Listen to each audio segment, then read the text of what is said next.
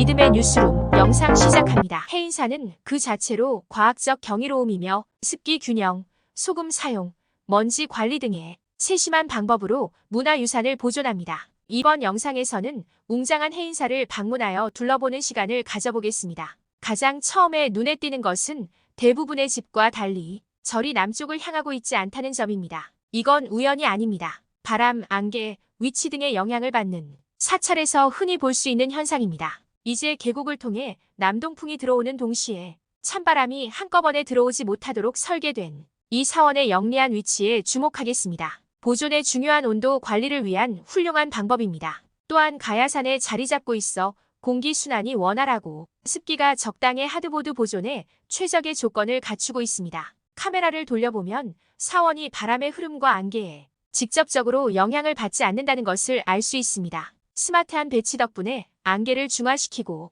조건을 안정적으로 유지하며 주요 기류에서 벗어나 있습니다. 사방에 흙이 보이시죠? 이것도 가야산에서 가져온 것으로 비바람으로부터 사찰을 보호하는 천연 방패 역할을 합니다. 다음으로 경전의 먼지가 고르게 퍼져 있는 것에 집중해 보겠습니다. 또한 경전의 먼지가 어떻게 고르게 보이는 조건이 균형을 이루고 있음을 보여줍니다. 다양한 크기의 창문과 바람이 위로 향하도록 설계한 것 또한 전문가들은 다양한 크기의 창문과 모두 8만 대장경을 보존하기 위한 의도입니다. 축복을 위해 소금을 사용한 것부터 나쁜 뿌리와 잔털을 방지하기 위한 조치에 이르기까지 모든 디테일은 목적에 부합합니다. 해인사가 도대체 뭐가 그리 대단한지 궁금해서 궁금하시죠?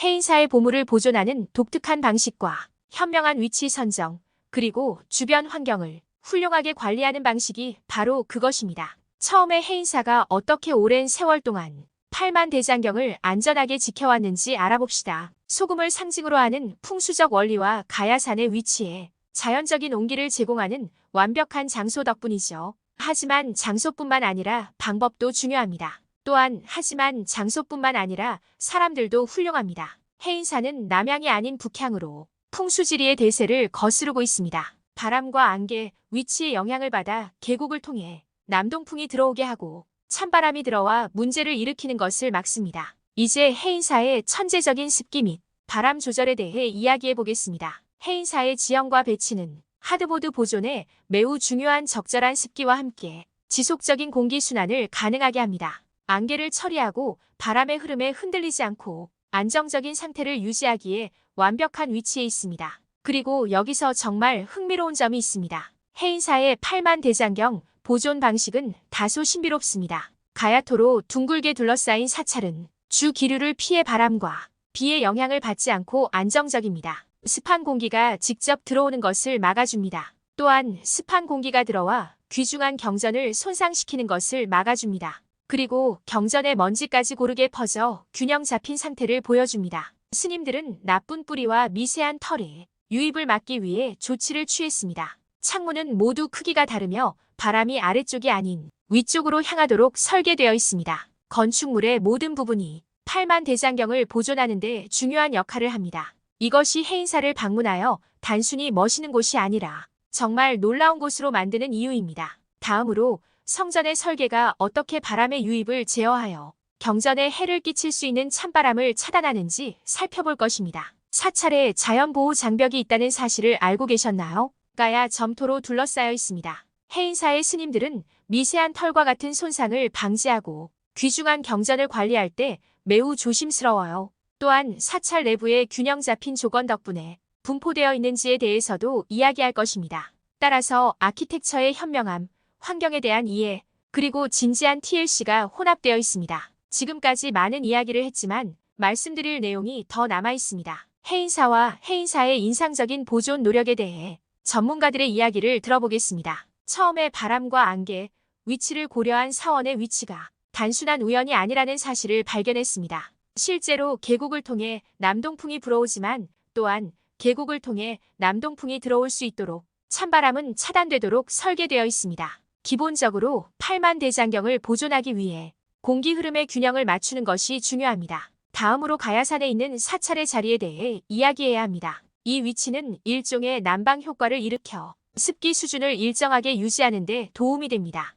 그리고 이것은 경판을 보존하는 데 매우 중요합니다. 흑돼지의 지형과 위치가 습기를 유지하는데 함께 작용하기 때문에 사찰은 바람의 흐름과 안개에 영향을 받지 않습니다. 이제 사찰의 전략적 위치에 대한 신비를 파헤쳐 보겠습니다. 가야 점토 속에 자리 잡고 있어 자연 보호막을 형성하고 있습니다. 사찰의 위치는 거친 날씨로부터 안정적이고 안전하며 그리고 사원 디자인도 빼놓을 수 없죠. 기타 건축적 특징이 보존에 큰 역할을 한다는 사실을 발견했습니다. 그럼 이제 해인사에 대한 선조들의 오랜 지혜에 대해 알아봅시다. 추상적인 이론이 아니라 수세기 동안 사찰의 고대 유물을 보존하는 데 또한 사원은 고대 유물을 보존하는 데 중요한 역할을 하는 도움이 된 실용적인 지식입니다. 이러한 선조들의 이해는 사찰의 위치부터 습기 조절 및 보존 기술에 이르기까지 모든 것을 다루며 정확하고 철저하며 분석적입니다. 처음에 사원의 방향이 중요한 이유에 대해 이야기해 보겠습니다. 우리 조상들은 영리에서 자연 요소를 유리하게 활용하는 방법을 잘 알고 있었습니다. 자연바람과 안개 패턴의 혜택을 받을 수 있는 방식으로 배치되어 있습니다. 다음으로 어떤 보존 기법이 사용되었는지 살펴보겠습니다. 해인사의 스님들은 이러한 기술을 대대로 전승해 오고 있습니다. 그들은 소금을 단순히 상징이나 축복의 의미로 사용하는 것이 아니라 사찰의 도덕과 고대 유물을 보호하기 위한 방법으로 사용합니다. 결론적으로 우리 조상들의 지혜가 해인사의 보존을 이끌어왔으며 그들의 고대 관습과 신념이 오늘날에도 여전히 유효하다는 것을 보여줍니다. 자연과 요소에 대한 선조들의 이해와 세심한 배려 덕분에 이 아름다운 사찰은 오랜 세월을 견뎌낼 수 있었습니다. 그들의 지혜는 문화유산 보존에 대한 그들의 성견지명과 경외심을 증명하는 증거입니다. 마지막으로 여러분들이 궁금해할 만한 질문들을 정리해 보겠습니다. 끝까지 시청 부탁드립니다. 성전의 독특한 방향성은 팔만대장경의 보존에 어떻게 기여하나요? 해인사의 방향이 팔만대장경을 보존하는데 어떻게 도움이 되는지 궁금하실 겁니다. 전략적으로 배치된 반면 찬바람은 차단하는 구조로 설계되어 있습니다. 사원의 위치는 하드보드 보존에 중요한 습기와 함께 일정한 공기순환을 제공합니다. 또한 거친 바람과 안개로부터 보호되어 안정적인 환경을 조성합니다. 결론적으로 지금까지 해인사의 놀라운 보존 능력에 대해 알아봤습니다. 과학과 전통, 선조들의 지혜가 어떻게 팔만대장경을 조화롭게 보호하고 있는지 살펴보았습니다. 전 세계 전문가들은 우리 선조들의 환경에 대한 독창적인 이해를 증명하는 이 놀라운 업적에 찬사를 보냅니다. 해인사의 역사적 의미에 감탄할 때 해인사는 단순한 사찰이 아니라 문화보존에 살아있는 구현이라는 사실을 기억하세요. 이번 주제에 대해 여러분들은 어떻게 생각하시나요? 여러분들의 의견을 댓글로 남겨주시면 다음 영상에 긍정적으로 반영하도록 하겠습니다. 유익하셨다면 구독과 좋아요 부탁드립니다. 감사합니다.